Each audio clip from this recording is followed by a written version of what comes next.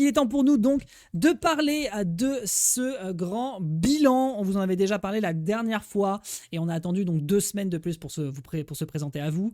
Merci de votre attente et de votre assiduité d'ailleurs sur l'émission. Nous avons donc un bilan à faire. Il faut qu'on en parle tout de même. Il faut qu'on puisse clôturer enfin. Bon, même s'il va y avoir a priori d'après nos pronostics encore 2 semaines à peu près 2 semaines peut-être au plus tard 4 semaines de compétition dans la saison 0. Nous allons donc devoir parler du First Impact et de ce qu'il a amené d'un point de vue compétitif pour le jeu et qu'est-ce qu'on peut en retenir comme leçon, qui s'en est dégagé aussi, qui ont été les grands bénéficiaires évidemment de ce circuit compétitif et qu'est-ce qu'il amène pour la suite étant donné que maintenant les competitive series ont été établies. Est-ce que c'est un pas en arrière, est-ce que c'est un pas de côté, est-ce que c'est un pas en avant? On va avoir l'occasion donc de discuter de tout ça ensemble. Pour l'instant, sans trop creuser, toi, Chaf, en qualité d'homme connaissant à peu près le monde du jeu de combat, la scène, les fonctionnements, etc., etc. On a eu l'occasion déjà un petit peu de parler des offres, des offres et des annonces pour les competitive series. Toi, tu as été particulièrement, comment dirais-je, t'as trouvé que c'était bien, mais que c'était faible. C'était en mode c'est tout quoi. C'était pas terrible. C'était pas terrible en termes ça n'inventait pas l'eau chaude. C'était surtout ça que tu disais. C'était en mode bon classique. Vous auriez peut-être pu faire davantage. Vous êtes quand même Riot Games. Là, le First Impact, quand ça a été annoncé, quand la formule a été montrée, etc. Qu'est-ce que tu en as pensé? Qu'est-ce que tu as pensé du déroulé et qu'est-ce que tu penses de la fin de cette série compétitive? Je suis pas déçu parce que faut bien stipuler le fait que le First Impact a été annoncé, enfin le tour en fait, ça a été annoncé avant la sortie du jeu en early access, quand c'était le début de la saison 0. Et dès que j'ai vu ça, je me suis dit c'est un super coup de com pour démarrer un jeu qui était considéré. C'est l'une des raisons d'ailleurs pour laquelle j'étais déçu pour l'annonce des competitive series. C'est parce que euh, quitte à faire une transition, en tout cas, à aller de manière un petit peu mollo là-dessus, autant continuer ce que tu as déjà fait avec les First Impact. Pourquoi démarrer tout de suite une competitive series? Parce que les First Impact, l'idée de base, elle est géniale. Tout à fait. Je vais aller voir des influenceurs, des créateurs de contenu, des créateurs de tournois, des communautés online comme TNS, Riverside GG et compagnie, et je vais les laisser faire des tournois officialisés par nous. Ouais, sans qu'on y Ça ait nous fera de besoin la com. sans y fournir de logistique. Non, Voilà. Ça nous fera de la com à nous. Ça nous fera un rapprochement direct avec la communauté. Donc, on n'a pas besoin de recruter un community manager ou un truc dans le genre. On peut directement avoir une discussion entre Riot et le reste des organisateurs qui, eux, vont faire un petit peu l'office de CM sans réellement être des CM. Et ça se passe extrêmement bien pour la com. Donc, le First Impact, c'est une bien meilleure idée, surtout en matière de placement, surtout en matière de placement temporel sur la sortie du jeu que ce qu'a été pour moi l'annonce des competitive series en 2026. Ouais. Pour le coup, je te rejoins un peu. Pour plusieurs raisons. Après, la grande question était est-ce qu'ils avaient la possibilité de maintenir autant de cash prize sur un trimestre? Parce que là, on parle d'un trimestre, mesdames et messieurs. Là, on parle de 10 semaines. Donc, c'est pas la même façon d'envisager l'entièreté d'un circuit. Et puis surtout, le First Impact, c'était vraiment un premier pas dans le bain pour voir s'il était suffisamment chaud. Ce qui est a priori le cas puisque ça a l'air pour l'instant de se poursuivre et que les gens ont visiblement été au rendez-vous.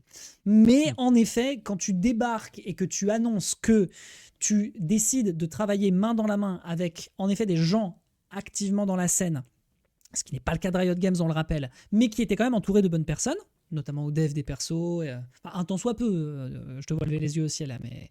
C'est plus compliqué que ça. C'est plus compliqué que ça. Le début d'un jeu, généralement, Riot va commencer à dire ouais, ok, on va s'approcher de vous parce que c'est important. Le début de League of Legends, eux-mêmes, il y avait pas mal de compétitions, surtout les compétitions allemandes, les compétitions autrichiennes, etc., qui étaient organisées par ESL.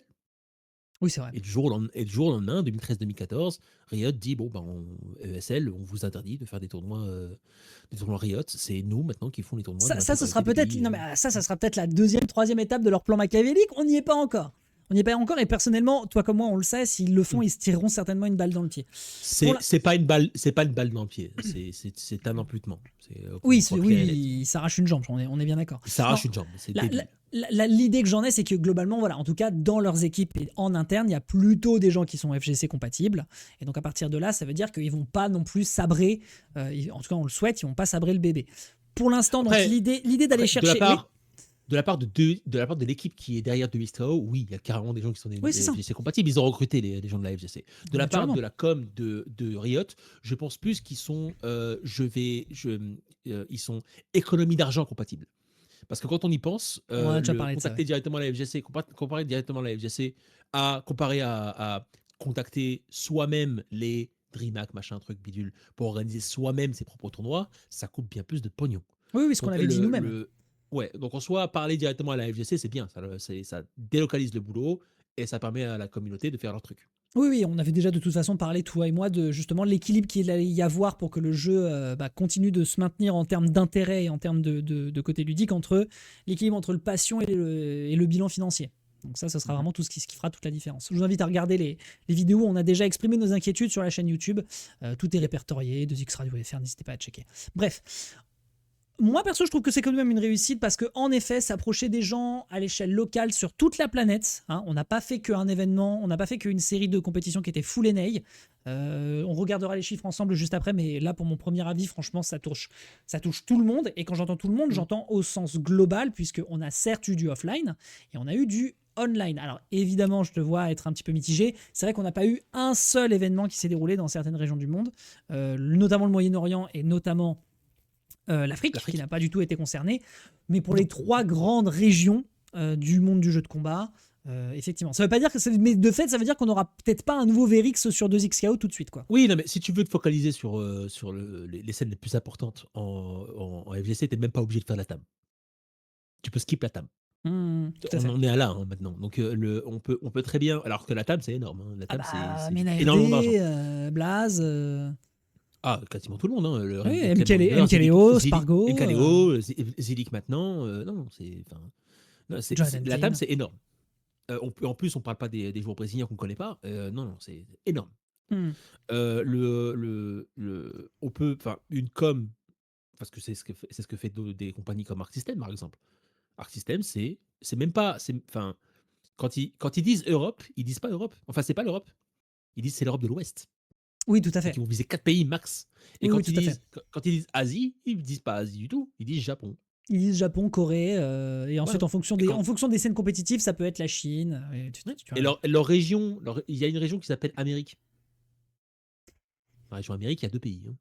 Ouais. C'est le Canada et les États-Unis. Donc, Le Mexique n'est pas considéré comme Amérique du Sud non, techniquement, mais bon. non, le Mexique est considéré comme l'Amérique du Nord. Oui, c'est ça. Oui, donc au final, MKLeo Espargo, c'était un petit peu biaisé de dire ça pour les Latam. My bad. Parce qu'en fait, le Mexique est un cas bizarre où c'est un pays d'Amérique du Nord qui est aussi un pays d'Amérique latine. L'Amérique Oui, latine ne veut pas dire Amérique du Sud. C'est trop bizarre. c'est un peu particulier, non mais j'entends ce que tu me dis. Donc, on se retrouve avec un circuit compétitif donc de 22 tournois, hein, je tiens à rappeler, en online comme en offline. Donc pour moi, je trouve que c'est Yep. un gage d'inclusivité majeur, parce que tu peux pas forcément te déplacer tout le temps pour aller faire de la compétition. Non. C'est pas le cas de tout le monde, notamment des jeunes joueurs qui ont besoin de s'illustrer. Senshi, par exemple, est un cas un peu à part.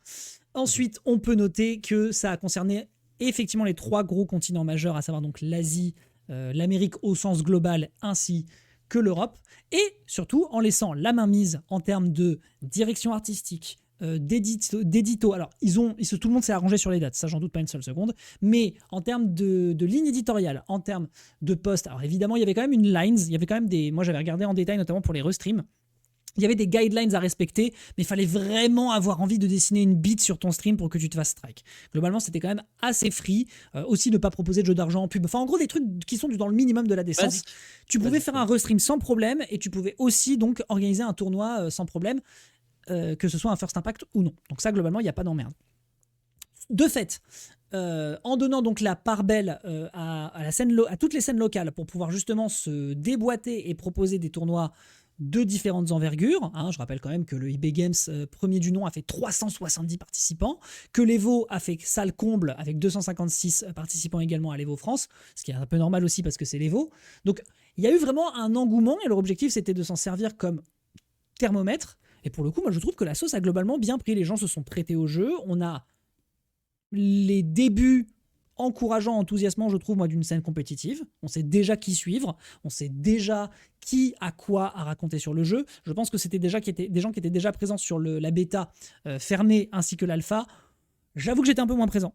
Mais là, pour l'instant, là où on en est, je pense qu'on est effectivement sur un circuit qui peut être amené à se développer, que je trouve tout de même plus abouti que les competitive series parce que c'est quand même 22 tournois sur un trimestre. Mais bon, quand tu regardes ensuite combien ça leur a coûté, ils peuvent pas faire 60 tournois sur une année entière. Non, 88 tournois sur une année entière. C'est décemment pas possible. C'était un des points que j'avais ramené sur la critique que j'avais fait de la competitive series. Quand Project A, donc même pas Valorant, hein, Project A, quand Project A a été annoncé, tous les joueurs de CS ont tourné la tête. Genre, immédiatement. C'est normal. C'est une société connue pour faire de l'e-sport, aussi énormément connu que League of Legends, l'e-sport principal du monde à l'heure actuelle, le foot de l'e-sport, qui décide de se mettre sur un autre jeu typé FPS. DXKO, pour Projet L, a apporté exactement le même type d'engouement. Ouais, je suis Et d'accord. c'est super important de voir ça. Ah, je suis d'accord. Donc je maintiens que le taf pour l'instant a été bien exécuté de leur côté. Je suis d'accord. C'est évidemment une réaction, bien sûr, qui est personnelle, qui est un peu en préambule pour vous donner mon opinion sur le sujet. Moi, personnellement, je trouve que le taf a été à peu près bien fait. Je trouve que ça a été surtout très, très bienveillant et respectueux de la FGC. Parce que actuellement, les plus grosses craintes, et on les a déjà formulées et on continuera de les formuler jusqu'à ce qu'elles surviennent ou non, en tant que aussi personne qui s'intéresse un peu à ce qui s'est passé notamment du côté de LoL et du côté de Valorant. C'est ça le truc. Ça a donné moi je trouve que ça a été très bienveillant et très très permissif auprès des gens qui font des jeux de combat beaucoup mieux que ce que nos frères Riot. On ne s'inquiète pas parce que Riot c'est des méchants garçons. On s'inquiète parce qu'ils ont un passif. Tout à fait. Et donc du coup maintenant la grande question c'est est-ce que vous nous endormez ou est-ce qu'on est toujours potes? Parce que le 2026 n'est pas une véritable. C'est pas enfin, on ne peut pas baser l'intégralité des intentions que Riot veut faire avec DSKO uniquement sur l'annonce des competitive series 2026. C'est pas possible. Il nous manque trop d'informations pour ça. Ça, ne serait-ce que par exemple, quand est-ce que va se clôturer le circuit, comment est-ce qu'on fait la différenciation, enfin on connaît la différenciation, mais il y a un système de points entre les challengers et les majors. Enfin, voilà, on a encore besoin d'infos. J'ai l'impression que la seule différence qu'il va avoir, c'est que les challengers ont moins de thunes à gagner que les Champions Series. De toute façon, ce qui est normal, c'est justifié, c'est ce que font tout le monde. Oui, ce qui est logique. Après, de toute façon, moi je pars du principe qu'ils ont aussi une nécessité absolue à débunk très très vite, c'est le nombre de points que tu gagnes. Parce que supposons qu'il y a un système de points. Si tu gagnes beaucoup de points au major, sachant qu'il n'y en a qu'un seul par saison, et que ensuite tu dois te présenter sur les tournois challengers, je tiens à rappeler que sur cette saison, je te laisse la parole après, sur cette saison, le Texas Showdown se fait en même temps que le Vienality. C'est le même week-end. Donc ce serait vraiment dommage que des gens qui veulent accumuler des points ne puissent pas faire les deux compétitions. Des points pour quoi, Dex? Des points pour le circuit final. Enfin pour les j'en sais rien, est-ce qu'ils vont les appeler les Worlds, est-ce qu'ils vont les appeler, je n'en sais rien. Mais il y a un circuit final? On n'en sait rien pour l'instant. Je te fais des supputations. Je suppose. Va me donner un système de points quand il y a des choses à gagner grâce à un système de points. S'il n'y a pas de Worlds, il n'y a pas de points. C'est pour ça que pour l'instant, c'est de la thune. C'est pour ça que pour l'instant, oui, mais c'est pour ça que pour l'instant, je ne suis que dans la fabulation.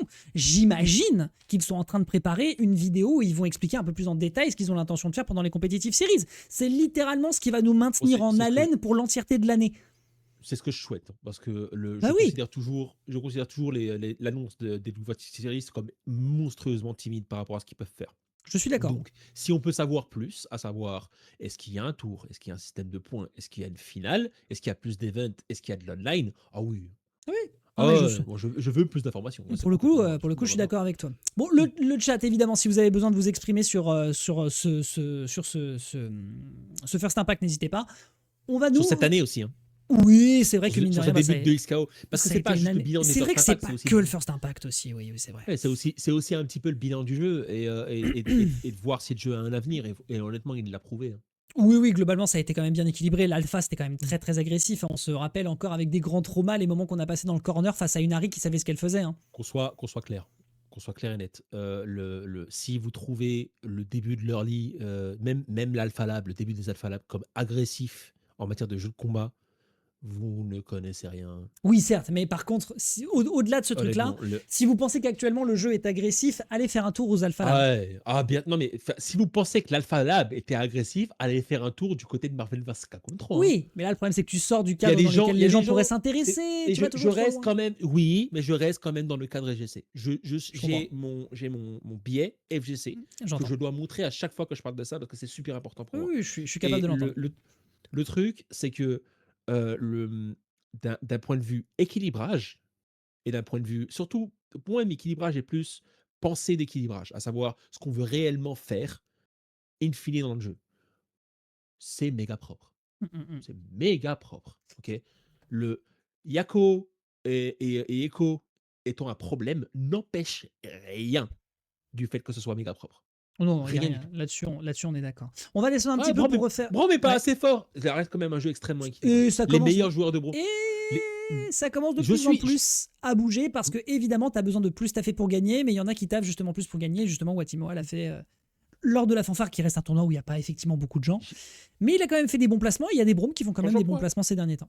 Quand j'emploie le terme noob killer, je veux aussi dire que Blitzcrank est aussi bon à jouer en tant que perso en lui-même, même s'il n'est pas spécialement avantageux comparé à un Timo ou un Echo. Je rappelle que Gumbu l'a prouvé sur le l'IB Games numéro 1, troisième. Hein. Et puis récemment, on a eu Ninjas in Pajamas, une grosse team d'e-sport, qui ont décidé de recruter le bon vieux Koji Kog. Vous ne voulez pas de Koji Kog sur 2XKO. Aïe aïe, tu me fais peur. Parce que Koji Kog sur 2XKO, c'est Darius Blitzcrank. Hein. C'est garanti. Hein. Ah bah écoute, on aura l'occasion. C'est marqué dessus comme le port salut. Hein. On aura l'occasion de checker. On aura l'occasion de checker, on verra les dates. J'espère. Ça sera tellement fun s'il y est dedans. Oh, ça sera tellement fun. Bon, parce que vous ne voulez pas. Non mais vous trouvez maintenant que Blitzcrank est pas spécialement fort. Vous ne voulez pas d'un mec comme Koji Kog jouant Blitzcrank. Vous ne voulez pas. L'avertissement est fait de la part de Chaf. La messe est dite. La messe est dite, comme tu dis. Donc on va se concentrer un petit peu maintenant sur le First Impact dans le détail. Parce que voilà, effectivement, l'objectif c'est d'en parler pour voir un petit peu de quoi il était question. Moi je trouve que globalement le taf a été bien fait, c'est à peu près ton cas aussi. C'est justement pour ça que. En fait, je pense que c'est justement pour ça qu'on est plus exigeant vis-à-vis des competitive series. C'est parce qu'on a vu justement à quel point ils ont mis quand même la barre haute pour annoncer. Et je trouve ça. En fait, si tu veux. Je sais pas si on avait employé déjà ce terme ensemble, mais globalement, moi, ça me donne une sensation personnelle de love bombing. Okay. Où ils arrivent, ils te chouchoutent, et après, ils te donnent ils te donnent moins. Et du coup, tu dois te contenter de ce moins quand au début, on t'a dit on vous donne beaucoup, beaucoup, beaucoup. Oui, c'est la com classique de n'importe quel jeu qui démarre. On a ça maintenant en 2010 sur l'intégralité de ce qu'on appelle jeu e-sport. Il ne faut pas oublier hein, le budget e-sport de plein d'entreprises, surtout des gros éditeurs qui sont moins connus pour l'e-sport. Ça fait partie du budget marketing. Il n'y a pas de différence entre e-sport et marketing. Et un marketing, ça se fait au début du jeu. Hein. Oui, parce qu'après tu fidélises. Oui, non, mais je suis d'accord avec toi. C'est complètement normal. Après, c'est à la communauté elle-même de se supporter elle-même. Tant que les entreprises qui ont cette propriété intellectuelle n'empêchent pas la communauté de faire des tournois et n'empêchent pas la communauté de créer des choses autour des tournois. Bon, je connais un petit japonais qui... Non, mais on est d'accord là-dessus. Sur ce sujet, on est d'accord. Et on rappelle que c'est encore une fois l'un des critères sur lesquels nous avons une vigilance vis-à-vis de l'avenir du jeu. Allez, petit tour d'horizon ensemble, mesdames et messieurs. Le First Impact, bon voilà, je vous fais pas le rappel, mais voilà, donc encore une fois, la tête d'affiche de tout ce qu'on a mangé. Et on a quand même plutôt pas mal mangé. Moi, je rappelle que ce mec-là vient de Smash Bros. IB. C'est quand même assez fou de voir son nom parmi tous ces petits titans. Mais voilà, un gars qui, effectivement, s'est beaucoup donné pour la commune, notamment pendant la partie d'Alpha Lab et Beta. Donc, c'est chouette qu'il soit récompensé comme ça. Et donc, petite descente sur le calendrier que nous avons eu. Sans vous donner les dates pour autant, je vous fais un petit rappel des dates que nous avons eues sur ce First Impact. On a eu l'Evo France, le DIY Bonus Track, le Delfino Mazzacao, l'IB Games First Impact, le First Attack, le Set and Reset 1, avec le First Impact 1, Hades Club KO Arena, la DreamHack Atlanta, le Soap Super Tournament, le Risk 2025, le Battle Coliseum, le Midwest Midfest, l'Invade APAC Cup, le Set and Reset First Impact 2, le FGC Team Ups, le Tiger Upper Cup, le Mindset qui s'est déroulé en France récemment, le TNS 2XKO, le 2XKO Korea Open, le 2XKO Japan Knockout et enfin sur le même week-end, le FlyQuest 2XKO Christmas Clash et le eBay Games First Impact 2 qui avait été repoussé certainement, je pense, je le connais pas mais je pense à la demande d'eBay, notamment parce que il avait des examens et que ça paraissait compliqué pour lui de l'assumer au moment où il avait été organisé, ou alors il y a eu juste tout simplement une erreur de planning et dans ce cas-là c'était plus convenable pour tout le monde. C'est con. Imagine si à la place d'avoir eBay qui fait qui est obligé de bosser parce que forcément il est étudiant. Il est en alternance. Je sais pas s'il est en alternance, mais en tout cas il fait du professorat / il est aussi en examen. Donc ça ressemble à une alternance. Imagine si à la place d'avoir recruté ces deux personnes-là, ces personnes-là, ils recrutent deux personnes qui sont au chômage et qui ont que ça à foutre de leur journée d'organiser des tournois. T'es en train de voler l'emploi d'eBay là, c'est ça que t'es en train de faire. je dis qu'il y a une certaine initiative à prendre. Voilà, je ne fais que présenter mon CV à Riyad, c'est tout. Rien ne nous empêche, je le rappelle, rien ne nous empêche d'organiser des tournois, pendant la période. Là, il faudra juste avoir deux Théo et puis ensuite des personnes qui s'en occupent, mais c'est complètement faisable. Il faut juste qu'on s'organise. Yep.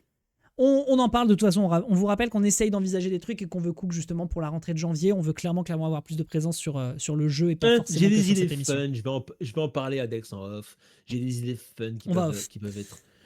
On va off, une chose est sûre, c'est que vous allez nous voir jouer en duo sur des tournois de petite envergure. Ah, ça j'en ai marre de pas jouer. Je pense que le mercredi soir, les petits set and reset là, quitte à 0-2 et ensuite partir en lobby.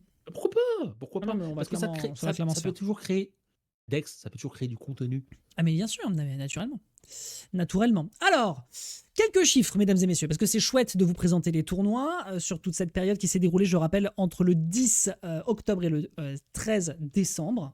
À présent, maintenant, c'est terminé. Donc voilà, une telle effervescence et le fait d'être occupé tous les week-ends pour vous présenter des tournois, ça ne sera plus le cas. Enfin, on pourra toujours le faire, mais faut pas oublier que j'ai aussi les parallèles avec Smash Bros et autre chose, donc voilà, on essaye de faire au mieux. Et VGC, faut pas oublier. VGC. Et le VGC, c'est vrai que j'ai raté le LATAM, c'est un peu la honte. On essaiera de voir pour les prochains gros tournois. Alors, sur ce bilan de First Impact, mesdames et messieurs, on voulait aussi vous parler un petit peu des profils qui ont réussi à se dégager et qu'on puisse en faire une espèce de condensé pour essayer de comprendre un petit peu qui sont les personnes qui ont bénéficié de ce First Impact dans un premier temps.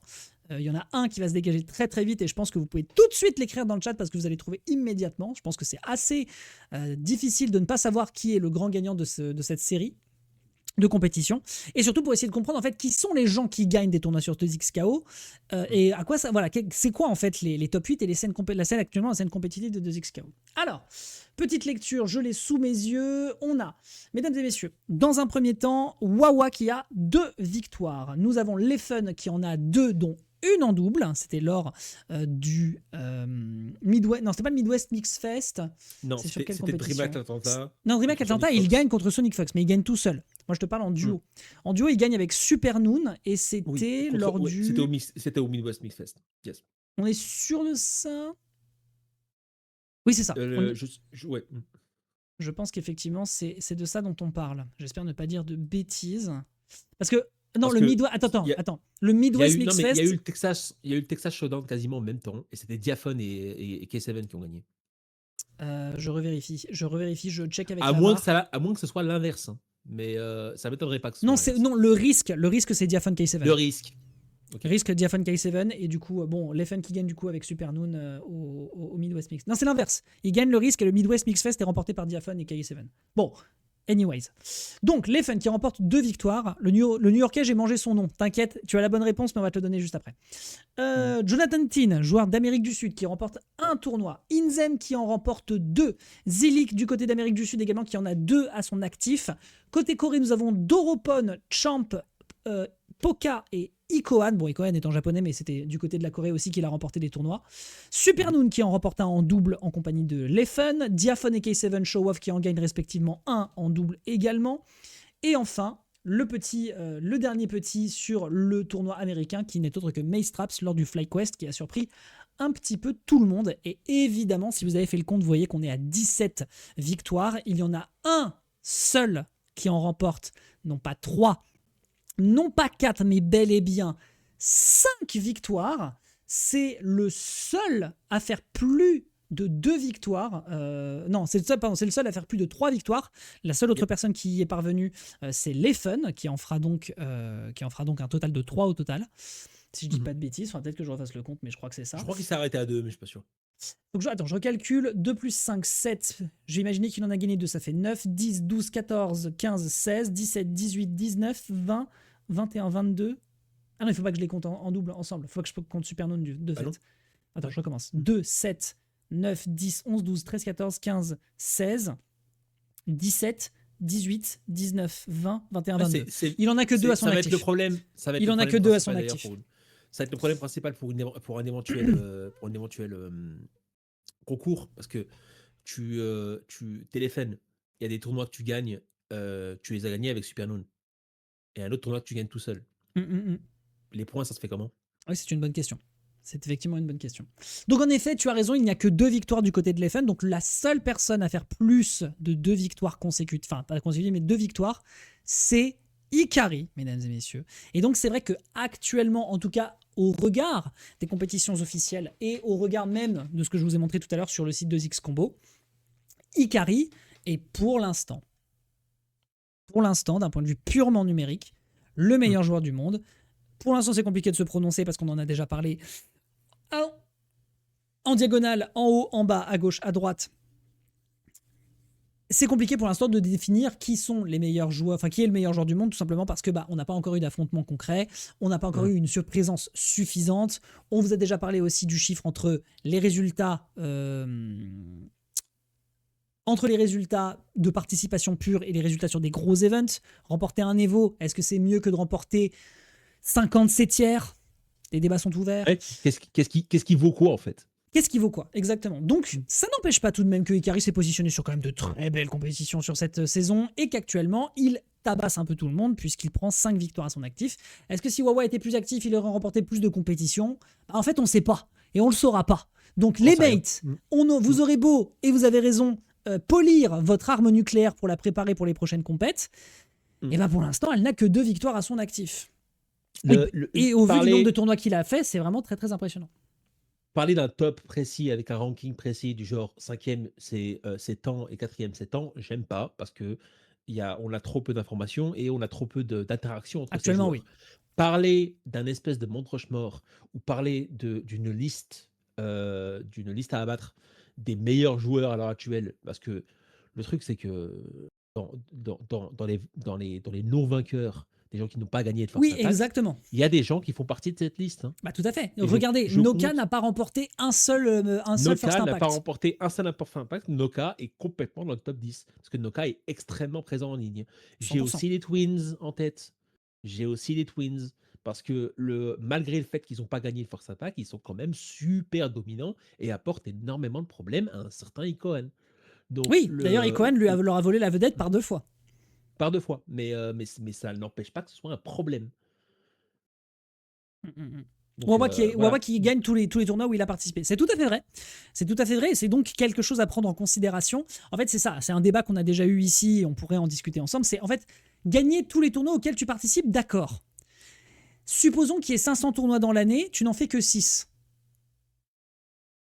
Est-ce que ça fait toi le meilleur joueur du monde ? Si jamais tu gagnes, c'est une interrogation à avoir. C'est une interrogation à avoir et en l'occurrence, il y a plein de débats. On pourra ne pas être d'accord là-dessus. Mais en effet, il gagne tous les tournois auxquels il participe. Et jusqu'à il y a peu, puisque c'est du coup au Galaxian Explosion juste avant les vacances. Il Wade, n'avait jamais perdu un set et Wade a réussi à l'envoyer en loser, puis ensuite il s'est fait remonter en grande finale. Et en grande finale, reset. Toujours est-il que nous avons donc a priori déjà un petit profil de joueurs par région à abattre. On pense notamment bien évidemment à Zilik ainsi qu'à Jonathan Tin. Zilik, on rappelle, qui a été recruté tout récemment par l'une des plus grosses teams existantes au Sud-Amérique, en la personne de 2G. Je sais pas si 2Game est réellement une grosse team. Ouais, 2Game. Apparemment, moi j'ai regardé les posts et notamment celle en mentionnait en disant que c'était quand même une team conséquente. Voilà. Ouais, parce qu'ils ont blaze, mais ça veut pas nécessairement dire qu'ils sont gros, quoi. C'est Peut-être dans la le FGC. problème, en fait. Bah oui, non, mais dans la FGC, à mon avis, ils sont gros. Ça, voilà, y a aucun problème. c'est peut-être certainement ça qu'il voulait mentionner. Ouais, je pense. Parce que en matière de team e-sport, non, on n'entend pas spécialement parler tant que ça de 2Game. Hein. D'accord. C'est pour ça. Pour la FGC alors. Voilà, en tout cas pour la FGC. C'est pour ça que tout à l'heure j'ai dit pourquoi est-ce que des teams comme Furia, extrêmement présentes en Amérique du Sud, surtout en Brésil, n'ont pas forcément fait de move. Moi, j'aurais bien aimé qu'ils fassent au moins un move ou deux. Voilà. On les attend toujours de pied ferme, c'est clair. Évidemment, du côté de l'Europe, on pense à Wawa et à Leffen. Moi, j'ai très très hâte qu'ils s'affrontent parce que Leffen, lui, voilà, il s'est déplacé. Il a tenté également l'expérience du double. Donc, il y a vraiment un potentiel et un terreau sur lequel le combat peut être intéressant. D'autant plus qu'ils en sont tous les deux techniquement au même nombre de victoires. Ça, c'est aussi la cruauté de la FGC. Hein. Et c'est pour ça que pas mal de gens faisant partie de l'e-sport un petit peu traditionnel ont du mal à regarder ça. Parce que on nous bassine pendant toute une année, le clash ultime de l'Europe sur 2 XKO, c'est Wawa versus Leffen. Mais à tout moment, un Wade peut arriver et faire du mal à Wawa. À tout moment, un Noka peut arriver et faire du mal à Leffen. Et on pense que l'Evo France, on connaît déjà la finale, genre 7 mois avant que la finale se déroule, mais en fait, on n'en sait rien. Moi, je trouve que c'est la force de la FGC. Mais bien sûr, moi c'est là où moi les underdogs, je vais leur les underdogs. Ah mais moi les underdogs, je vais les badigeonner d'huile et les mettre au four et attendre qu'ils fassent leur boulot. Je les huile 100%. Je ne parle pas d'underdog. Je parle réellement du délire d'avoir les compétitions les plus importantes d'un circuit e-sport étant des open brackets. Oui. Ça, c'est un truc qui ne compute pas pour les joueurs de LoL, pour les joueurs de CS, pour les joueurs de Valorant. Ça ne marche pas dans leur tête. Oui, c'est pour ça d'ailleurs qu'ils se plaignent notamment du viewership, c'est pour ça aussi. Et ouais, et c'est pour ça que les Green Suits, par exemple, ont du mal avec pourquoi est-ce qu'on voit pas assez Wawa, Oui, parce qu'ils ont été dans l'intégralité des scènes e-sport qu'ils ont suivies, c'est je connais la finale, je connais les meilleures équipes du monde. Qui plus est, en débarquant avec leurs arguments de on va révolutionner votre scène, etc. Mais je peux comprendre. Imagine être fan de CS, aller à Cologne pour regarder la meilleure équipe du monde qui est à l'heure actuelle Vitality, et tu sais pas si Vitality peut se faire dézinguer par une team qui existe de nulle part et ne pas être en finale. Non, je suis d'accord. Faut le faire quand même. Hein. Non, mais je te rejoins là-dessus. Moi, personnellement, je trouve que c'est la beauté. C'est effectivement la beauté. C'est la beauté de la FGC. Moi, j'adore ça. Je trouve que c'est la beauté c'est effectivement la beauté du format. Et surtout, c'est aussi là où c'est la beauté de la FGC. C'est la beauté de la communauté. Et je considère personnellement que c'est là où ça devient captivant et intéressant. C'est que tu dois t'intéresser à la scène dans sa globalité. Parce que certes, tu vas mettre ta pièce sur Wawa, qui actuellement est parti pour être le meilleur joueur du monde. Mais c'est ça. Ça reste à déterminer. Mais si tu ne sais pas, en fait, mais imaginons tu regardes la compète et t'es en mode oui, bon, on me dit que c'est Wawa. Et en fait, Wawa se fait dézinguer, imaginons en quarters. Bah oui, mais en fait, tu vas avoir des gens qui vont être en mode mais comment ça, machin. Et en fait, tu vas voir nous là, les mangeurs de compète, on va regarder, on va faire mais on le savait. On le savait, putain. Fallait regarder, bordel.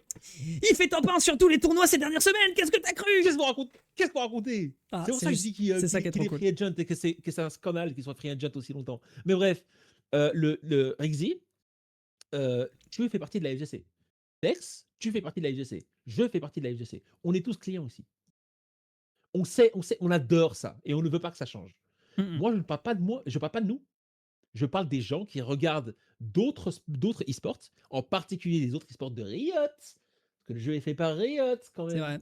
Non, c'est vrai. Oui, là, en l'occurrence. Ces gars-là sont habitués à. Mais il faut qu'on les éduque. Il faut qu'on les éduque. Ces gars-là sont habitués à du Valorant, du TFT. Soit on les éduque, soit on crée un format de jeu de combat. En fait, c'est soit l'un, soit l'autre. Soit on Ou crée un alors, format de combat qui... ou alors on fait une Ouais. émission sur Twitch diffusée sur YouTube tous les mardis. C'est une possibilité. Mais le truc, c'est que il y a une chose que la SFL a prouvé, c'est que tu peux faire les deux, capitaine. Totalement. D'accord. Non, je suis Donc, d'accord. en soi c'est au team et aux organes de sortir les doigts. Et pas Non, mais nécessairement que à Riot. là-dessus, je te rejoins. En tout cas, ouais, les profils européens à retenir, donc mesdames et messieurs, seront donc bien évidemment Wawa et Elephant.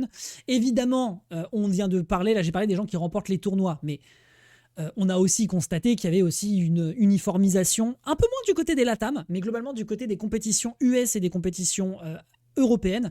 Il y a quand même une uniformisation des top 8. On voit quand même énormément de K7, on voit énormément de Noka, on voit beaucoup de Wade, on voit de temps en temps quelques profils qu'on connaît un petit peu, Mace Traps qui arrive enfin à se hisser à la première place sur le dernier tournoi US des First Impact, Leffen qui est toujours par là, Mystic Smash du côté de l'Angleterre, Mais si c'est pas du côté de l'Angleterre. Senshi qui a commencé de plus en plus de son côté à gratter et se hisser également au plus haut de la compétition, et je répète que c'est un profil à surveiller. Watimoa qui fait pas mal de trucs Opal, intéressants. Blob, Opal, Watimoa, Blob.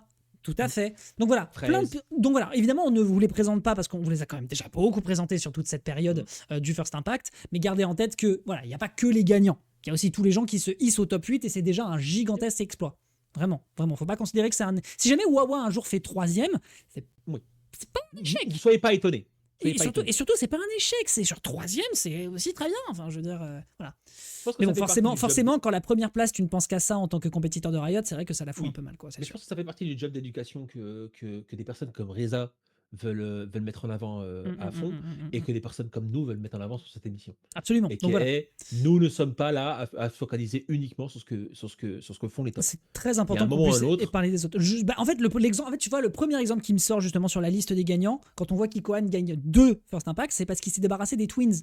En attendant, en dehors des compétitions qui sont pas le First Impact, parce que moi, voilà, qui pas se de bol, débarrasse des Twins? Personne. Il y a que Ikohan qui arrive à s'en débarrasser.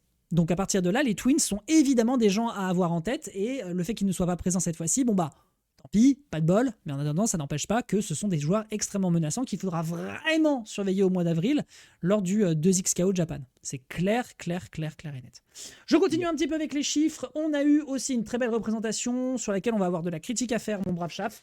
6 events se sont déroulés, ont été organisés, ne se sont pas déroulés. Enfin, pour certains, mais pas tous, parce qu'il y avait aussi du online. Mais 6 events ont été localisés en Europe.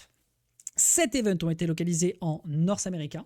Donc, ça inclut aussi le Mexique, mais il n'y avait pas d'event au Mexique. Donc, jokes on me. Ni au Canada, d'ailleurs. C'était que des US, finalement, quand j'y réfléchis. On a eu 4 événements LATA, donc latino-américains.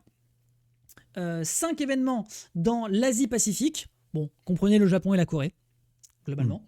Et nous avons eu, parmi tous ces events, je n'ai pas fait après la différenciation par région parce que j'avais la flemme, mais on avait eu 10 events qui se sont déroulés en ligne et 12 events qui se sont déroulés en physique. L'inverse, pardon. Non, c'est ça, 12 en physique et 10 en online. Globalement, un équilibre à peu près respecté et cohérent pour toutes les différentes régions, de mon opinion. Toi, qu'est-ce que tu en penses ? Ouais, ça va. Ça aurait pu être pire. Peut-être un petit manque de certaines régions. Peut-être que j'aurais préféré avoir un petit peu plus de talent coréen. Peut-être que j'aurais bien aimé voir ce que la Chine fait avec le jeu. Mais je suis pas méga déçu du fait qu'on est sur le début et on verra bien ce qui se passe après. Mais pour l'instant, c'est un bon début. Honnêtement, j'aurais du mal à me reprocher quoi que ce soit de manière compétitive, si tu veux, de ce qui s'est passé avec les First Impact. Personnellement, moi justement, c'est là où justement je reformule ce que je viens de te dire, c'est qu'il y a un côté critique, moi je pense à formuler, c'est à partir du prochain trimestre, donc les 10 prochaines semaines, on va se farcir 4 compétitions majeures. 4 compétitions majeures dont 3 vont être focalisées sur les US. On en a une qui va se dérouler en Europe. On peut imaginer que la saison 2 va commencer avec l'Evo Japan en avril. Ensuite, on va avoir l'Evo US. Et la saison suivante, on aura l'Evo Europe. Donc moi, je me pose la question dans tout ce micmac, où est-ce qu'on place, en dehors de l'Evo Japan, déjà des compétitions qui vont se dérouler du côté de la PAC pour pouvoir réussir à avoir plus de compétitions et qu'il y a un côté un peu égalitaire. Et surtout, l'Amérique du Sud, qui pour l'instant a l'air de faire office de très très grand oublié. Est-ce qu'on a un major historique et vraiment notoire du côté de l'Amérique du Sud au point d'attirer 2XKO pour considérer que c'est un tournoi majeur? Pour Si, l'instant, si, si. Ah, si. j'ose espérer que On oui. a... je pense que le S-Factor va avoir de XKO. D'accord. Je pense, ouais, je pense que le S-Factor va avoir ça et je pense aussi qu'on va peut-être avoir. Il y a un tournoi qui commence par un T, je me souviens plus exactement du nom, qui est, si je me trompe pas, au Chili, qui attire pas mal de monde internationaux et surtout pas mal de Ricains qui se sont déplacés parce que faut pas oublier, hein, on parle du Chili, hein, on parle pas du Mexique, hein, Oui, c'est tout plus à qu'un fait. avion Tout à fait. en matière de différence, Tout à c'est fait. énorme. Après, évidemment, on C'est pourrait comme, c'est, s'amuser. On c'est pourrait comme s'am- Paris-Johannesburg, hein, c'est énorme Bien comme, sûr. comme ville. Après, attends, je fais le calcul. On a le. Non, d'ailleurs, j'ai dit une bêtise. D'ailleurs, on a 25 tournois, puisqu'il y a 5 saisons, et du coup, il y a 5 tournois. Il y a un major et 4 challengers. Parce que là, du coup, on a le Frosty Faustings en major. Et ensuite, on va se manger coup sur coup le Genesis, le Vienality, le Texas Showdown. Hmm. Ah non, je suis con, c'est pas 25, c'est 20. C'est 3 majors et 2. Oui, c'est ça. 4 majors, du coup, enfin, attends, 5 majors sur l'entièreté de l'année. Et ensuite, c'est 5 x 3, 15.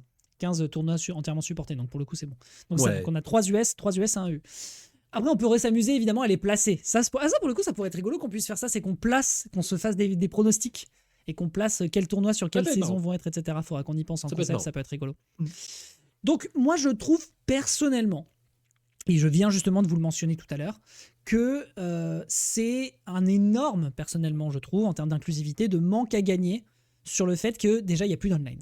C'est même pas tant le fait que ça soit moins réparti au niveau des régions, etc., mais le fait qu'il y ait moins d'online et qu'il y ait moins un support online, même un tournoi, Mm. qui permettrait du coup avec la connexion de permettre à des gens de se placer peut-être dans la région qui n'est pas représentée. Par exemple, là, tu pourrais faire un tournoi Lata ou un tournoi asiatique. Je ne sais pas. Oui, Pour moi, il y a après, un, pour moi, il y a un truc qui est manquant. Il manque quelque chose. après je vais pas faire l'avocat du diable non plus, parce que moi aussi je trouve que l'absence d'online n'est pas spécialement terrible, mais le d'où on doit attendre que Riot nous accorde de l'importance pour qu'on considère que des tournois organisés online soient majeurs. C'est une question d'argent après. Là, Moi, je pense surtout au côté reconnaissance, oui, déjà pour les personnes qui organisent, et puis surtout ça sur serait le quand fait même que ça sympa. les Non, mais allège d'un point de vue monétaire. ça serait quand même sympa que. Non, mais la plupart du temps, d'un point de vue monétaire, surtout quand tu es organisateur, d'avoir Riot ou pas en tant que sponsor ne change rien au schmilblick, hein, parce que l'organisation va être la même en matière de coût. C'est Oui, pas ça bien qui sûr. change. Non, mais... Ce qui change, c'est le cash price pour les joueurs. Oui, C'est ça la différence. oui, c'est vrai qu'il Qui est ne donne de 10K, la, c'est vrai qui. qu'il ne donne de la thune. Bah après, attends, pousse. Je suis pas expert, mais moi dans ma tête, je me dis Hmm. que si t'as un fond de mise en place, regarde, t'as déjà fait des online sur ces autres jeux. Je crois me souvenir que la Coupe du Monde de. Bah oui, oui, en plus je disais, mais en fait je sais. La Coupe du Monde, qui malheureusement est partie en cacahuète assez vite, de Legends of Runeterra, figurez-vous, était effectivement en online. Alors, Les Tactical après, je dis Crown, ça, ça se faisait aussi pendant la période de Covid, donc ça joue aussi peut-être un petit peu. le début de la série des TFT s'appelait les Tactical Crown et l'intégralité des gros events de Tactical Crown se jouait entièrement online. Voilà, donc effectivement, Et ça a gueulé, on hein, a, on d'ailleurs, a parce des que exemples. la Chine a détesté ça, hein. Au nom de quoi? Hein. Au nom de quoi? Au nom du fait que il y a des problèmes, enfin, pas alors j'allais pas dire problème de connexion parce qu'on parle de TFT quand même, mais c'est moins des problèmes de connexion et plus des problèmes de support. Parce que les joueurs qui étaient qualifiés pour TFT en Chine, la plupart étaient des joueurs mobiles, des Hmm, joueurs sur clavier. d'accord, Et je les visualise. Chinois étaient les seuls joueurs qui devaient participer en LAN dans une salle chinoise. Donc tous les joueurs étaient dans la même salle. C'était les Intéressant. seuls joueurs. Et parce que c'était Riot Chine, enfin Tencent, qui a forcé ça. Et pas directement Riot tout court. Par contre, les compétitions européennes, enfin les joueurs européens et les joueurs américains de cette compétition-là, eux, ils étaient chez eux. Ça a donné apparemment des problèmes de collision et des problèmes de triche vis-à-vis des joueurs chinois. Je ne vais pas rentrer dans les détails, mais c'est quand même fun à regarder. Ok. Voilà. Très bien. J'étais pas au courant de ce truc-là. Donc oui, il y a déjà eu des choses qui ont été faites d'un point de vue online. Puis encore une fois, hein, n'oublions pas quelque chose, c'est que Là, je suis d'accord sur le côté légitimité. Là-dessus, il n'y a absolument aucun problème. D'autant plus que maintenant, avec le rollback, on n'est plus, voilà, c'est plus les mêmes conditions. On peut ensuite parler des conditions dans lesquelles tu fais la compétition, etc. Il n'y a pas de galère. Juste, Mhm. je trouve, et pour le coup, c'est voilà, on se rejoint à peu près là-dessus, je pense, que ça mériterait effectivement qu'il puisse y avoir une portion, notamment en termes d'inclusivité, qui puisse jouer. Et du coup, je reviens sur ce que tu disais vis-à-vis de l'argent. Imaginons que tu as un pot de 15 000 $ pour organiser un tournoi Yep. qui inclut le cash prize. Si Riot, Je pense pas. si Riot débarque... Les deals ne marchent pas comme ça. Je peux te dire de source sûre que les deals ne marchent pas comme ça. Vraiment. Où est-ce que tu trouves ton cash prize, du coup? Ok. Je vais expliquer brièvement. J'ai fait une interview en 2021-2022 de Flosama. Flosama, c'est l'organisateur principal des Mix-Up à Lyon. Ok, très Et bien. il m'a dit en détail, évidemment, il m'a pas tout dit, hein, ça c'est normal, mais il m'a dit sur pas mal de choses qui se passent avec, avec les éditeurs principaux, donc à l'époque, principalement Capcom, Bandai Namco, Arc System et un petit peu Koei Tecmo aussi. Tout cela, non seulement bossait à peu près de la même manière, mais en plus concernait les mêmes personnes. C'est dire à quel point ils étaient liés malgré le fait que ce sont des entreprises différentes. Ils faisaient à peu près tous le même taf en matière de CM. Et le taf était, l'apport était basiquement la même. A.k.a. Imaginons pour Tekken, hein, le cas est le même pour partout, hein, mais pour Tekken, c'était spécifiquement ça. J'apporte le cash price, j'apporte mon stream, j'apporte un régisseur qui va apporter son propre matériel et j'apporte mes propres commentaires anglais. Ok. Et sur le stream principal du jeu, les commentaires seront entièrement anglais. Si vous décidez de faire un autre stream principal qui soit français, faites-le. Vous vous Je ne démerdez. l'empêche pas. Vous vous démerdez. Mais le stream principal ne sera pas il sera pas français, il sera que en anglais, ce qui est normal. C'est la plupart des gens qui Oui, oui, regardent oui, oui. le Jusque-là, je te rejoins. twitch.tv/Tekken, ils regardent ça en anglais. Ça, Oui, c'est je te complètement normal. rejoins, pas de souci. Ça, c'est le paiement. Ok. Il n'y a pas de 5 000 euros, 10 tu 000 vois bien, euros en plus pour le push. Voilà. mais tu Il vois y a bien, pas du de coup, paiement. que les orgas font des économies d'échelle. À partir de là, ils C'est-à-dire, économisent de la thune. C'est-à-dire qu'ils s'enrichissent. Si jamais il y a une portion des frais, comment? dans le sens où il y a une portion de la thune qui devrait être engagée pour mettre en place l'événement, qui de fait peut être allouée à d'autres choses. Non. De fait. Mais si, parce que si tu n'as pas le soutien, si tu n'as pas le soutien éditeur, une partie de tes fonds devrait être utilisée à mettre en place ce stream, à mettre en place ce cash prize, etc., etc. Le stream, tu parles du stream qui devait mettre en place pour le stream français? Non, pour Le le stream qui stream, a déjà été fait? pour le stream anglais, si jamais il voulait l'organiser. Si jamais Bah, il il n'y a voulait pas de mettre en stream place un anglais. stream anglais. Oui, Mais il n'y a mais pas de stream anglais. à supposer qu'il voulait le mettre en place. Et même le cash prize, dans ce cas-là, tu dois quand même engager tes propres fonds si jamais tu n'as pas un soutien éditeur. Il y a les side events qui étaient organisés, qui avaient un stream français, n'avaient pas de stream anglais. Hein. Non, mais d'accord. Out. Et même des events, même des main events qui n'étaient pas sponsorisés par des gros streams. Exit le stream anglais. Moi, je te parle par exemple du cash prize. Si jamais le cash prize n'est pas apporté par l'éditeur, tu dois le fournir, ce cash prize. Pas nécessairement. Tu peux très bien dire à tes joueurs, nous avons un petit pot de bonus et pas le pot de bonus selon Ah oui, l'éditeur. après voilà. Mais si jamais c'est un major, effectivement, c'est à moins de gueule 1500 et 15 000. Ça coupe de ton côté. Il y a un petit problème technique sur ton micro. J'arrive. Il arrive, hein, vous inquiétez pas, il est en train de reset le voice meter. Voilà, il y a 3 problèmes. Ça devrait être bon. Ça arrive. Ça, c'est très bon. C'est quand même très bizarre que ça fasse ce truc. Tu le fournis avec les places des visiteurs aussi. Oui. Ah, oui. les places des visiteurs, ça c'est énormément d'argent. Et si on parle, ça dépend lesquels. Ça dépend quel tournoi. Non, mais je rappelle que l'UEFA a coûté 100 € cette année. Hein. Vous n'avez pas idée à quel point enfin 100 €. Vous n'avez pas idée. Oui, en vrai de vrai, ça reste marginal. Ça reste marginal pour le coût de l'UEFA. Vous n'avez pas idée à quel point ça coûte cher de créer un événement de ce genre. Ah mais moi qui suis allé aux US, mesdames et messieurs, vous vous rendez pas compte comment on est ultra gâté en France en termes de prix d'entrée. Vous vous rendez pas compte. Ne serait-ce que pour le mix-up, une grosse partie des frais les frais les plus chers pour organiser un événement comme ça, c'est évidemment la location de la salle. La location de la salle, elle est louée par la mairie. Donc la mairie, ils leur font une ristourne, mais absolument débile. Vous vous rendez pas compte. Au niveau du ristourne. Heureusement qu'on a des organismes publics. S'il n'y a pas de mairie, s'il n'y a pas de soutien municipal venant du mix-up, il n'y a pas de mix-up. Voilà, tout à fait. Et c'est là où justement tu te rends compte d'un truc d'autant plus dingue, qui, alors j'ai pas tout le détail, mais de mon souvenir, les Dogs de Paris, c'est privé. Et le fait que Oui. l'UEFA se fasse là-bas, le coût Non, est, mais est gargantuesque. Donc même si tu payes 100 balles, c'est vrai que ça rembourse pas tout, quoi. vous ne vous rendez pas compte le nombre de thunes que ça coûte d'organiser un événement, et vous ne vous rendez pas compte non plus du manque à gagner énorme Ouais. que les créateurs de tournois font quand des éditeurs qui gagnent bien plus d'argent qu'eux ne les payent pas. Mon opinion, justement, c'est justement pour ça qu'il faudrait peut-être qu'il y ait un peu plus de soutien sur certains tournois. Bon, bref. Mais en tout cas, oui, en termes de Oh, thunes, pour le coup, j'ai du ouais, mal, j'ai du mal, ça j'ai du mal serait à sympa. visualiser. J'ai du mal à visualiser, pour revenir sur le sujet principal, dans le cas dans lequel tu me dis que Hmm. l'apport qui est fait par un éditeur sur un jeu ne va pas permettre de Yep. s'alléger d'une charge économique de la part des organisateurs. Absolument pas. Ça me rend fou que tu dis ça. Oui, les frais payés sont déjà payés de base que l'éditeur soit là en tant que présence de Mhm. joueurs ou pas. Ce que peut apporter l'éditeur, c'est une présence commerciale supplémentaire, enfin commerciale, marketing supplémentaire pour pouvoir faire parler le tournoi à un petit peu plus de monde. Ça veut juste dire que les internationaux vont se déplacer sur ton tournoi et si il n'y a pas d'officialisation, il n'y a pas d'international.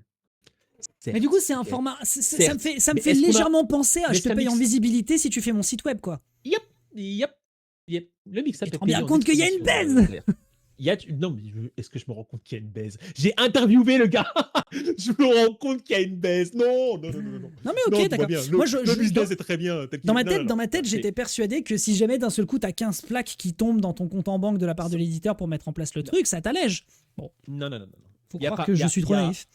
il n'y a pas 15 plaques qui est tombé dans la poche de Oui, personne. oui, en fait c'était En du mode de service cas. nature, quoi. On te fait un stream, quoi. C'est du service nature. On te fait un stream et on te rapporte de la visibilité. Oui, oui, j'entends. J'entends. Bon, bref. Où est-ce qu'on était parti avec tout ça? Parce qu'on est parti du coup dans notre petit tunnel. Oui, voilà. Donc moi, personnellement, je pense qu'effectivement, plus d'inclusivité, avec notamment le serait-ce qu'un événement online sur toute cette période, quitte à voir comment c'est organisé, etc., pour être intéressant. Peut-être qu'ils auront un backlash, peut-être qu'il y aura des choses à prendre en considération. On verra. De toute façon, ça sera intéressant, je pense, quand même, qu'on se fasse une cartographie après à peu près de ce qu'on estime être les Ça peut events le faire. de chaque saison. Je pense que ça pourrait être assez cool. Yep. Mais voilà, globalement, en termes de résultats chiffrés, moi, je pense personnellement que qu'il y a eu un certain succès, ça c'est sûr et certain. Le pari du double a d'ailleurs eu un petit succès. On a eu quelques gens qui ont quand même réussi à prouver que le double permettait, parce que c'est quand même le pari du jeu, hein, a quand même été payant. Je pense à Leffen et Supernoon, je pense à K7 et Diaphone. On pense aux Twins aussi, qui certes, ils n'ont pas remporté de First Impact, mais ils sont là depuis le début avec les doubles. Et clairement, au Japon, on les connaît plutôt pas mal. Et on rappelle donc qu'il y a un paysage de joueurs qui commence à bien s'installer sur la scène et qu'on voit de quoi il est question. Donc a priori, on est sur une scène compétitive qui est en train de s'installer. La grande question que moi je me pose par contre maintenant pour qu'on puisse faire un peu office de transition / conclusion, c'est qui sont toutes ces personnes qui gagnent? Ikari, jusqu'à... Voilà, sauf erreur de ma part, hein, tu me contrediras si jamais je dis une bêtise, et c'est aussi le cas de Wawa, c'est des monstres absolus de DBFZ. Yes. C'est des énormes monuments, énormes de DBFZ. Énormément. Je regarde les autres profils. Leffen a aussi fait un peu de DBFZ et de Marvel Capcom, mais c'est surtout un mec connu pour Melee et notamment aussi pour alors, Gear. si on commence à parler comme ça, Wawa n'est pas connu pour DBFZ. Techniquement. Il a quand même fait le grand chelem où il a réussi quand même à être la représentation du jeu en 2022. Ouais. Et à 9 ans, il était un des... Oui, non, mais je suis d'accord. Sur KOF 13, KOF 14 KOF 13. Non, mais j'entends ce que tu me dis, mais là j'essaie surtout de me baser sur les Tag Fighters. On va essayer un petit peu de centrer un petit peu le truc. Mais sinon, je suis. Si c'est Tag Fighter only, il n'y a aucun souci, c'est d'abord un joueur de DBFZ. Voilà, sinon, je suis d'accord avec ce que tu m'évoques. Et évidemment, Rixi est vif dans le chat et évidemment, il te dit que tu as effectivement raison là-dessus. Si je dis pas de bêtises, Inzame est aussi issu de ça quand on avait regardé sa fiche technique, sa fiche sur Wikipédia. Jonathan Thin, je sais que ça vient un petit peu d'autre chose. Bon, bref, en gros, vous comprenez de là où je veux vous emmener. Je vais pas m'amuser à faire le profil de tous les joueurs qui ont remporté un First Impact. Ce sont des joueurs qui, pour l'instant, et c'est le cas en général sur les early méta, si je ne dis pas de bêtises, ce sont des joueurs qui ont des fondamentaux d'ancienneté sur d'autres jeux similaires ou sur des jeux de combat en général. C'est marrant, c'est marrant un peu comme le serpent se mord la queue. Un peu. Parce que Deus KO est principalement composé enfin, le début de la scène de Deus KO est principalement composé de géants qui ont énormément performé sur DBFZ. Le début de la scène de DBFZ sont principalement composés de gens qui ont commencé à performer sur Marvel vs Capcom. Le début de Marvel vs Capcom, je vois où je veux en venir. Et surtout, oui, voilà, et j'allais mentionner que Goichi a commencé à streamer aussi sur le jeu. Ouais. Quand on pense à Goichi, on pense principalement à DB Fighters. C'est normal, c'est là où il a été le plus connu. Quand je pense à Goichi, je me rappelle des streams de 2011-2012, en plein milieu d'une salle d'arcade où il fait extrêmement chaud Au Japon. au Japon, où il est en train de jouer à Melty Blood avec ses personnages dégénérés puis puissance 1000. Donc, Mhm. Ah voilà, non, mais je suis d'accord. c'est- It comes full Et à ce circle. moment, et comme pour Circle, et à ce moment-là, c'est pareil que WoW. À ce moment-là, il a 12 ans. Donc, Tout à fait, c'est. tout à fait, tout à fait. Donc justement, moi, l'interrogation qui me vient, et on s'en servira certainement comme conclusion, mon cher Chaf, c'est euh, on a des anciens profils qui se présentent sur un nouveau jeu, qui sont en train de faire leurs armes, etc. Est-ce que l'on a la possibilité dans ce bassin de joueurs anciens, la possibilité que des personnes nouvelles fassent leur trou? Et quand j'entends fassent leur trou, c'est pas forcément de gratter la première place. Parce que là, par exemple, dans tous les joueurs qu'on n'a pas mentionnés, je rappelle que Wade a été considéré sur la fin de DBFZ comme l'éternel second. Ce qui actuellement, en tout cas sur le territoire français, pourrait être légèrement le cas, puisque encore maintenant, il se fait retenir par Wawa au Galaxy Explosion, et il est actuellement en train de se tailler une bavette avec Noka, et Yasha va pas être très très loin non plus. Voilà. Mais également, surtout aussi des gens qu'on ne connaît pas. Et là, encore une fois, je vais rappeler un nom dont on vous a parlé en début d'émission, c'est bien évidemment Senshi. Et actuellement, c'est entre guillemets un petit peu le seul. On n'a pas assez de recul pour réellement répondre à cette question, mais je peux te dire clairement Mais toi, justement, que de ça va l'expérience arriver. de ce que tu as vu de DBFZ ou d'autres, etc. Ah, Ça de mon se... expérience, oui. De mon Voilà. expérience, c'est toujours le cas. Ça commence d'abord avec les gens qui connaissent très très bien le jeu. Au début de DBFZ, il y avait des mecs venant des jeux NRS, donc Mortal Kombat, Injustice, venant de Marvel vs Capcom, venant de BlazBlue et de Guilty Gear. Il y avait tout le monde. C'est pareil pour DSKO, mais au fur et à mesure des années, du côté de DBFZ, pas spécifiquement au côté de DBFZ, on commence à avoir des publics, on commence à avoir des gens qui étaient largement moins connus et qui ont décidé, eux, de rester sur le jeu, tandis que les tops sont allés sur d'autres jeux, par exemple. Donc c'est très, très, très fréquent. Oui, et surtout, a priori, pour l'instant, on va avoir droit, peut-être sur la première année, potentiellement jusqu'à la deuxième, une forme de domination de ces profils-là qu'on a actuellement, pour déterminer leur échelle, pour déterminer Yep. qui se place quatrième, cinquième. Bon, après, encore une fois, moi, je préfère plutôt pas faire des paliers de top 10, top 20. Ouais, c'est ça. Mais globalement, C'est voilà, ça. qui va se placer dans le top 10, qui va se placer dans le top 20, qui sont les meilleurs, qui sont les gros underdogs. Est-ce que Wawa va peut-être, Wade, pardon, va enfin vivre sa rédemption, sa rupture de malédiction par rapport à DBFZ, etc., etc. Et De toute ensuite, on va avoir un petit bassin qui va réussir à se dégager, sachant que pour l'instant, leur figure de proue à minima sur le territoire européen, c'est plutôt Senshi. De toute façon, je suis aussi là pour vous préciser un petit peu plus de recul autour de la scène de DSKO, parce que évidemment, je ne suis pas que intéressé par DSKO. Et euh, la FGC, c'est toujours une espèce de gros roulement chaque année. On dit ah bah ça va être difficile pour les nouveaux de se faire une place si les tops restent au top niveau et s'ils restent aussi qualifiés si tu veux. Oui, mais il y a un petit jeu qui va arriver qui s'appelle Marvel Token. Tout à fait.